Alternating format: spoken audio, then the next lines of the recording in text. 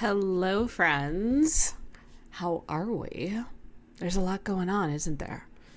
Which, unfortunately, is kind of a common thing to say these days. There's always a lot going on, and that is the reality that we're living in, and it's the reality we'll be living in for a while. But I actually do not believe it is forever. So even though things feel out of sorts, there is this chaotic undertone in the air. In due time, in the future that you and I will be participating in some way, somehow, we will not be saying this. We will not be like, oh my God, there's a lot going on. Or if we are saying it, it's because there was a specific period or time or transition in your life where there literally was. But it won't be this constant.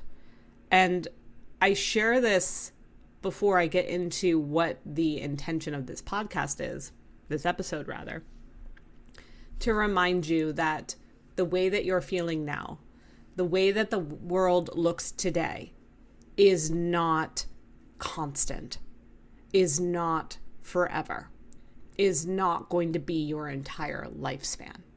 However, we are in change. We are in a major recalibration on our planet. And when things are recalibrating on the level that they are, with billions of people living here, with technology at an all-time high, it is going to be felt. However, there will be a come down. There will be a turnaround. There will be a point, my hope, and this is why I promote AI in the way that I do, that will live in a way where our world is automated enough that we can just spend time together. We can spend time restoring our Earth and our human connection. But until that point, we have eclipse season coming up. And I always find that during eclipse seasons, things are stickier, more heightened. People tend to have more questions. They're feeling more things. They're sensing something is off. And so I wanted to take the time to give you a rundown of what is currently going on in the cosmos so you have a better understanding and how you can navigate through this eclipse season.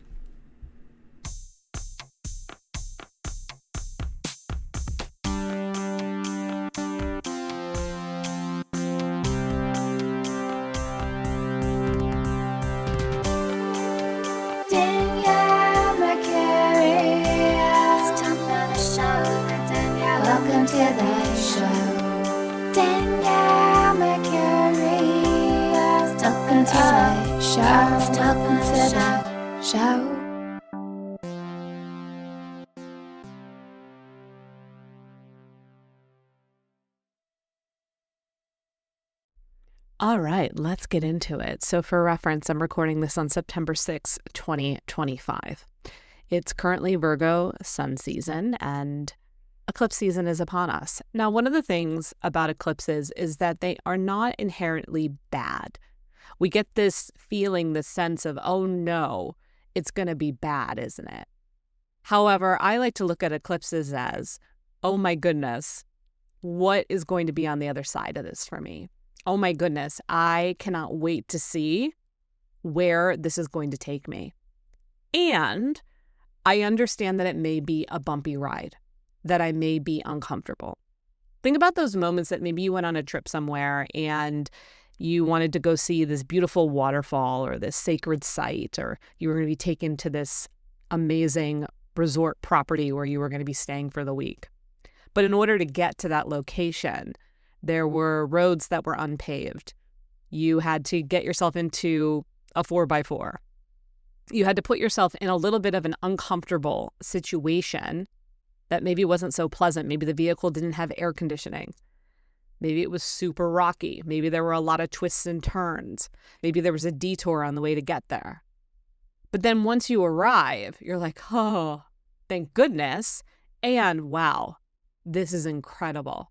And we forget that we had the experience that we did, and we fully participate and land in the one that we've arrived into. And that's what eclipses are. And these are significant because they're getting us out of a lot of loops that many of us have been trapped in or forced to be in. And what I mean by that is eclipses work in cycles and astrology works in phases. And so eclipses come into our world twice a year on average, and they'll repeat a couple times in the same signs. And the signs will be pairs, often opposing pairs, depending on how it cycles out. So the current one we're moving into, there will be a lunar eclipse, full moon happening in Pisces. And then on the flip side, 2 weeks later, on September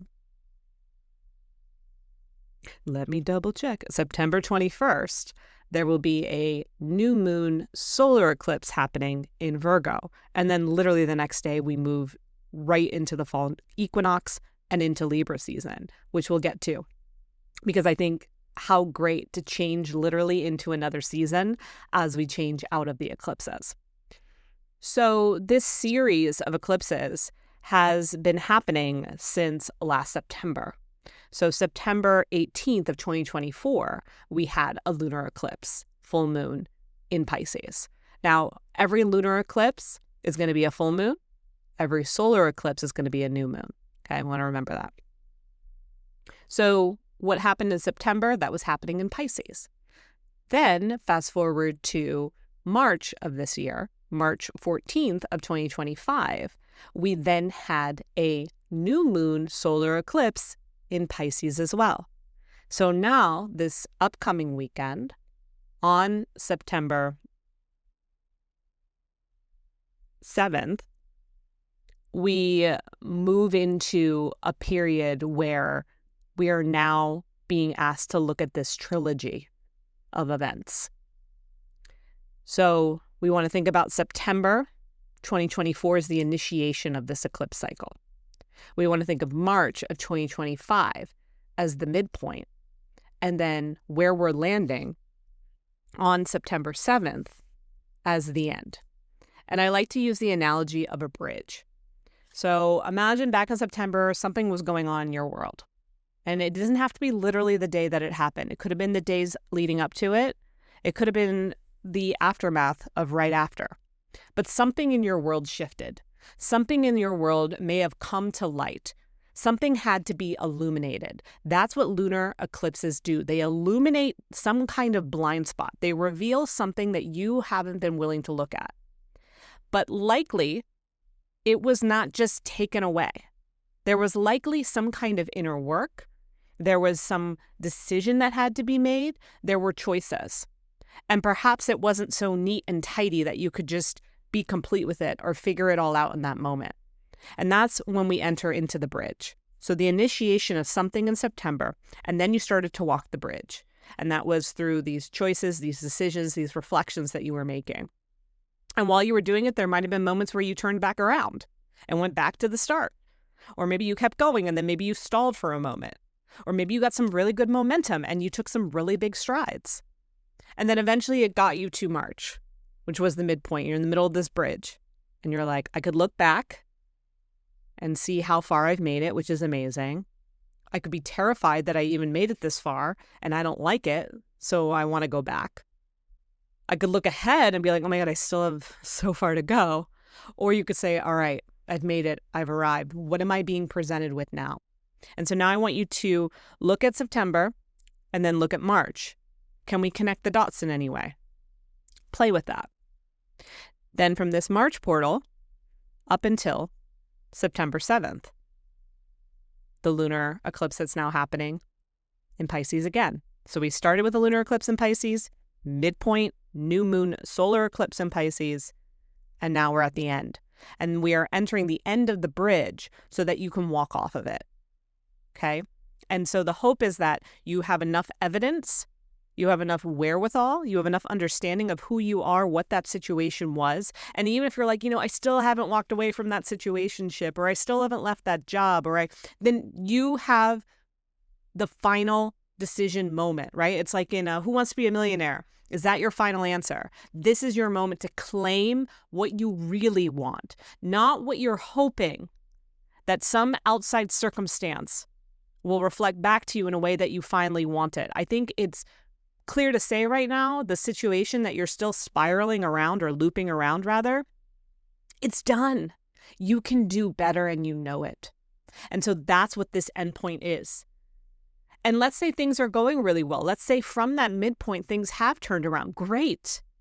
Take that leap off of this bridge in faith, in pride, in respect for the process and what happened and where it's taking you and where you're landing now.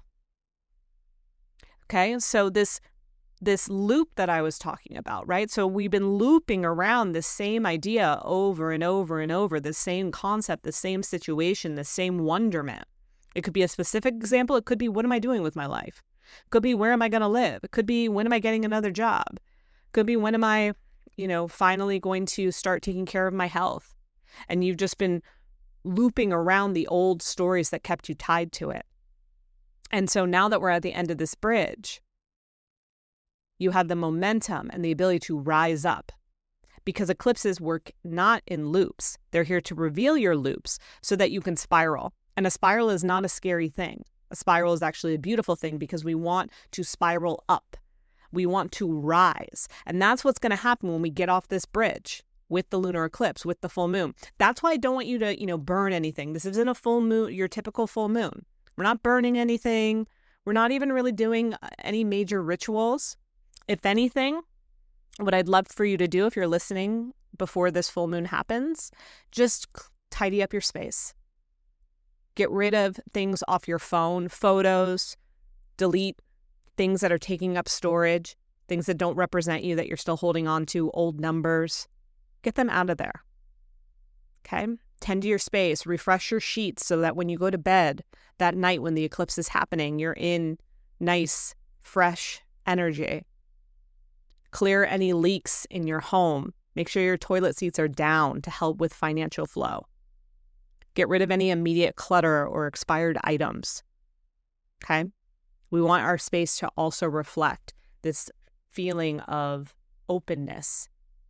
Because what we're declaring when we get off this bridge is we're saying, I now have full access to the life that I came here for.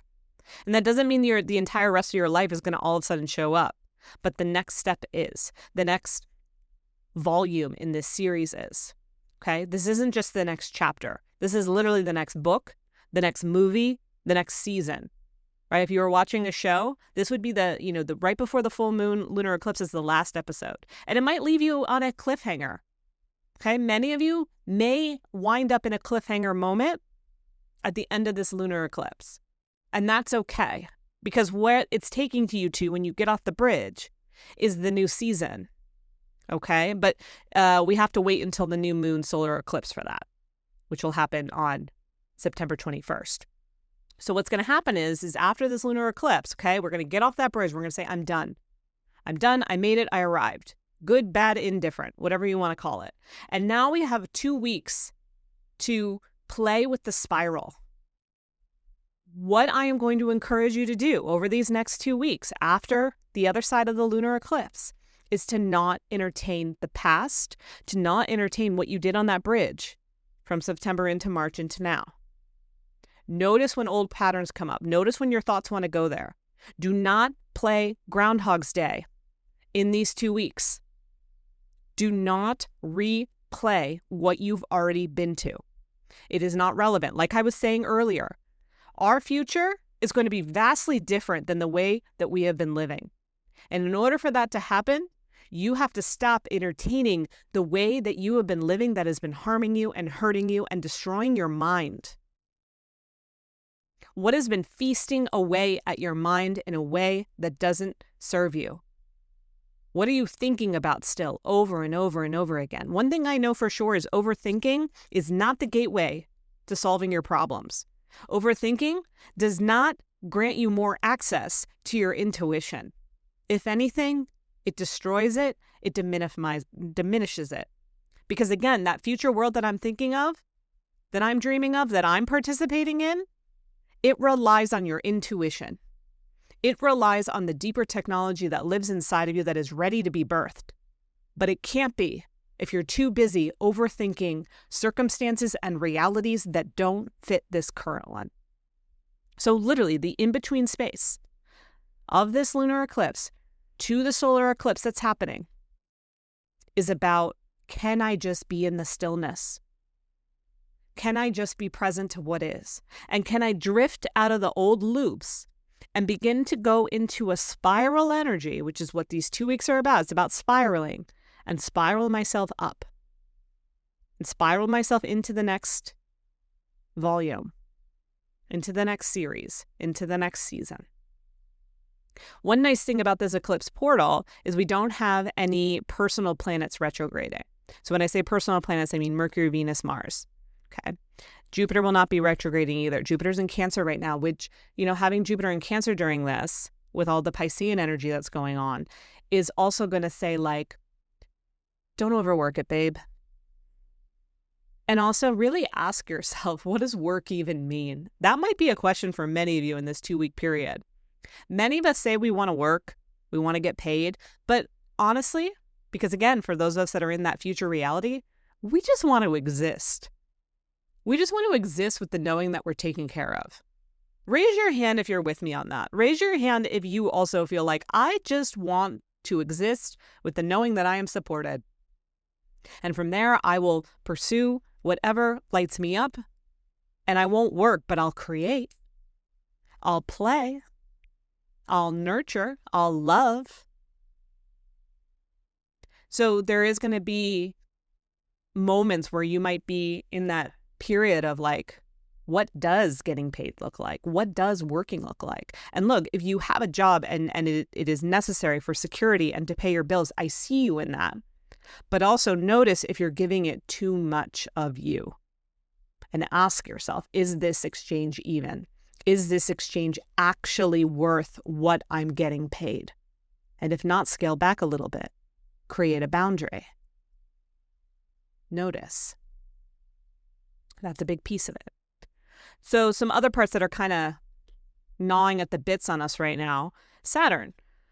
So back in March, good old March, when we were at the midpoint of our bridge, at the midpoint of this cycle with Pisces, Saturn moved out of Pisces after being there for 2 years and moved into Aries. Cool. Saturn and Aries kind of work a little bit better together because Aries does like to work and so does Saturn. So, there was kind of this feeling of like, all right, what do I really want to be doing? What am I motivated by? What are my passions? What could be a side hustle? What is that thing that I've been putting off? Let me start that Substack. That was kind of the Saturnian Aries energy. However, on September 2nd, because of retrograde, Saturn retrograded back into Pisces. And it will continue to retrograde in Pisces until February 14th, Valentine's Day of 2026. And then it will go back into Aries. So once again, now having Saturn and Pisces together, what is the theme? Work, right? And am I working in a way that actually serves me? Or am I working in a way where I'm serving everyone? Once again, that theme is there. And in addition, whenever Saturn retrogrades, especially in this period we're in, it's going to ask us to also relook at what Saturn was like those 2 years that it was paired with Pisces. Is there anything that you need to rewrite? Is there anything that you need to reestablish? Is there anything that you maybe lost sight of? Look to see too, really important with the Piscean energy right now, where is Pisces in your chart, specifically the houses? For example, I'm a Leo rising, which means Leo is my first house. My 8th house is Pisces.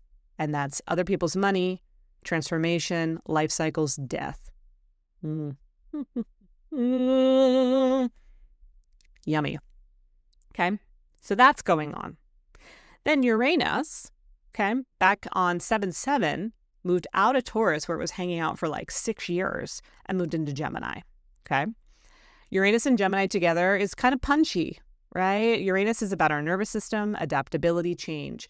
Gemini is our Alice in Wonderland and Peter Pan and can't make up their mind. And we love that about them. We love the multidimensional facets of our Geminis, our gems, right?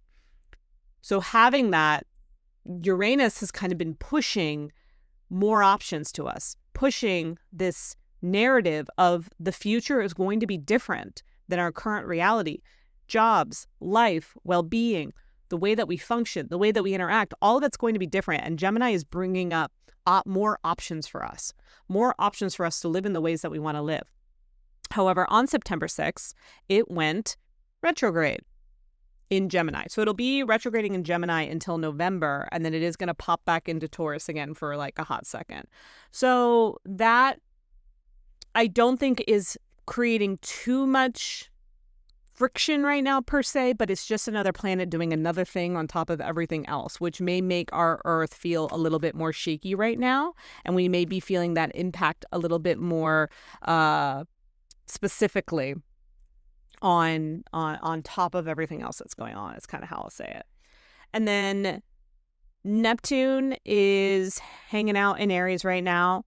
That I think is kind of actually great, so that, it was in Pisces. And I think if it was still in Pisces, we'd all just be like, can we just stay under the covers and not get out, please? So that's just getting us kind of moving and grooving. Now, I will say in October 23rd, Neptune will be retrograding in Pisces. So, but one thing at a time, my friends. And then Pluto has been retrograding in Aquarius. It will come out of that in October 15th.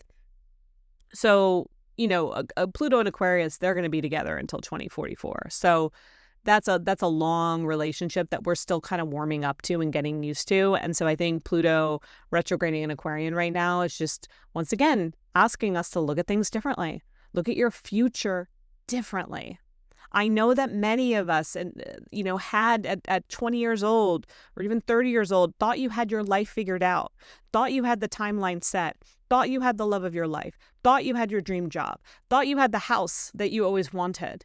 And I can't help but wonder which one of those things fell apart, because it's very likely that at least one of them did, if not all of them. And for that, I have compassion for. And I also want you to know that there's a better way. Those of us that were born here in this window, in these times, that started adulting, hit the age of 18 after 2012, those of us signed up for a life where the life that we were presented was going to actually be drastically different than the life that we were going to be living. And we are in the transition of that now. Okay? So all of us that were 18 and up after 2012, most likely life does not look like how you thought it was going to look then. I guarantee it.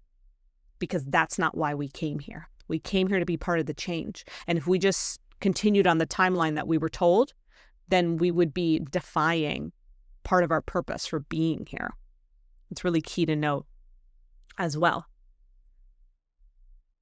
Speaking of the future, today is actually September 5th, not September 6th. Meh, that's kind of funny. But I was like, you know what? I was going to be mum about it. I was like, nah, I'll tell the truth. But that just shows time is like womp womp. But regardless, it gives you a little more time to listen to this before the eclipse happens. But the eclipse is definitely happening. All the other dates that I gave are accurate, just not the day I'm actually talking to you on. So then another added piece of all this is the nodes. So the north and the south node. So back in January, they shifted.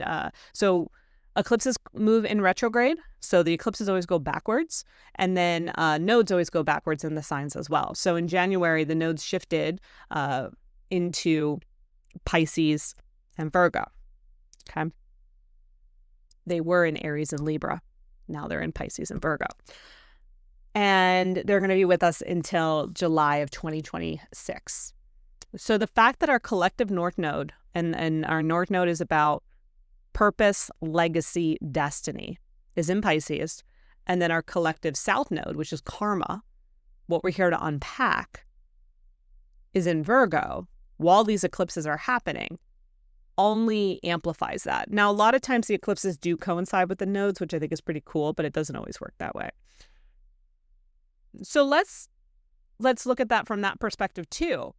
How has your life and the ways that this cycle has been going shifted in a way that you're like, yeah, my destiny's probably changing. What I came here to do is probably shifting. I'm probably evolving in ways that I never knew I was capable of. And that's part of the brilliance of these times too. Okay? I want you to be surprised by your life. I want you to be caught off guard by the ways that it is unfolding, because that is also the codes of our time. The portal that we're in, especially for the next 5 years and then for the next 20 years, is really coded and layered with these dynamics that are meant to get you out of the life you knew, that are meant to get you to be like, whoa, I never thought of it that way. Because we are in a period where we are meant to be thinking of things that don't exist yet. So that also means we have to live in ways that haven't existed for us yet either. And that's why maybe that partnership isn't working. And I don't want to say that like your partnership isn't working because of some code, right, from the universe. The partnership probably wasn't going to work, but you probably were going to stay in it in the old timeline and you would have been miserable. Whereas this one is giving you an opportunity to get out. Okay? The codes are actually written with freedom in mind. They are freedom coded. So if that's the case, I want you to trust this. I want you to trust that all of this is leading you to freedom, all of this recalibration. And eclipses just accelerate that. They reveal our blind spots and they recalibrate and they accelerate. Okay? So that's a big piece of the lunar eclipse that's happening. We feel good about that? Okay. So let's look at the solar eclipse that's happening. So the new moon solar eclipse will be happening when? September 21st, the day before the fall equinox. So that'll be happening in Virgo. Okay, so Virgo is entering the arena now with this. And so having a new moon solar eclipse happening at the end of Virgo season. Now, if you remember the start of Virgo season, okay, back in August when we had the new moon, we had a new moon in Virgo already. Every year we'll have either 2 new moons in one sign or we'll have 2 full moons in one sign. So this year the new moon was selected and so was Virgo. So we had the Virgo new moon on, should have been 2 weeks ago. Let me double check for you.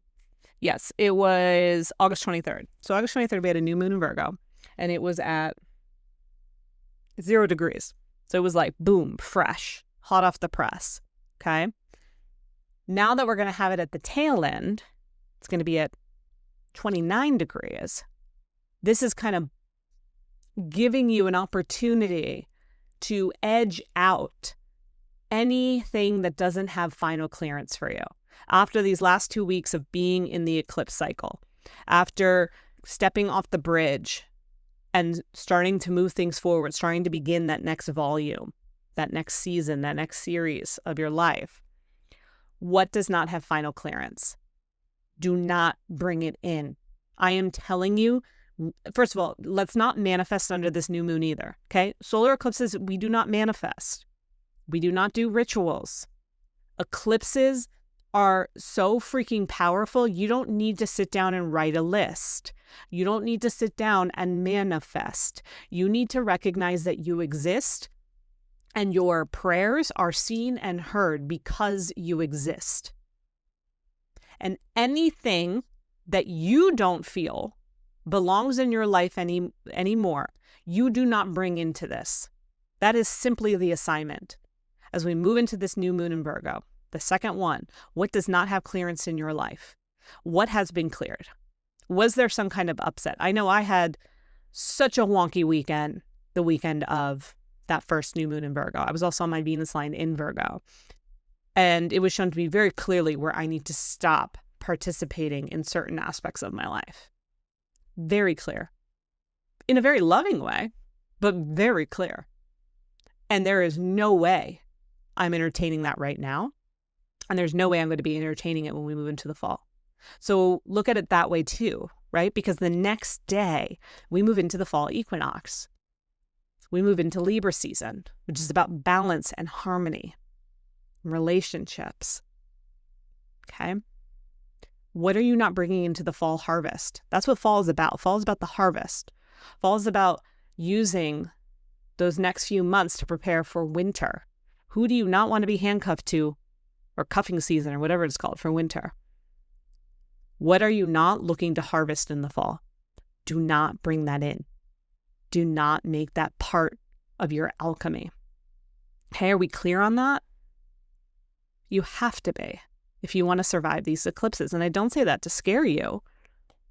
I say that to give you the nudge to trust this process, to remember the freedom codes, to realize that the planets are not out to get you. They're here to shape you. They're here to give you awareness and to ask you to make choices based on that. And look, here's the thing. If you mess up or whatever, or you can't do it, it's okay. There's always going to be another transit, another signal, another opportunity. But my inquiry to you is, why wait? Why wait for that? Why wait for the next trend that can come through that'll help you when it can help you right now? Eclipses are a blessing, but they're often a blessing in disguise. Okay? And you have to realize that while those blessings are being disguised, you are still being protected. You are being looked after. You are loved. What it is that you need most is waiting for you. It's just around the bend. But in the meantime, can you just be here with the knowing that everything is okay, that you are not forgotten, that you are not alone, that you are enough? If you can do that, you can do these eclipses, and I promise you what's on the other side will amaze you and delight you and feel like it has nothing to do with you in the best way possible. How cool would that be? To just kind of like almost have the universe life hit the reset button on your behalf, and it resets you into a life where you're like, holy fuck, this is better than I ever could have imagined. This is way better than that dude I've been clinging to. This is way better than that circumstance I've been holding on to. This is way better than overthinking about this bond that I have that isn't serving me. Most of you have done enough work. Now, I say that from the space that there's always work to be done. But many of you have done the healing circles, have gone to therapy, have done all the things. Give it a rest. Give it a rest so you can see what is truly best. And if you can honor that, I promise you that there is more on the horizon. And like I said, it will amaze you and surprise you in the best ways possible, and thank God. And thank God that you're not in charge of creating it. This is where the co-creation gets to happen, where the creator that's greater than you comes through to present the masterpiece that it believes you're worthy of, you're the best match for. So once again, can you trust that? Okay. All right. You got this. Share this with any of your cosmic besties that need a little bit more intel on how to navigate this. If any old flares of things come up or you're triggered, sit with it, look at it, notice it, release it. Notice where you are now. Trust in where you are now. Believe that there is something better on the other side. If things are already getting better and that scares you a little bit, it's okay. It is safe for things to be good. And if you're really feeling good right now, keep leaning into the fact that you have full access to this life. And it's only going to get better. Because the code right now is what? Freedom.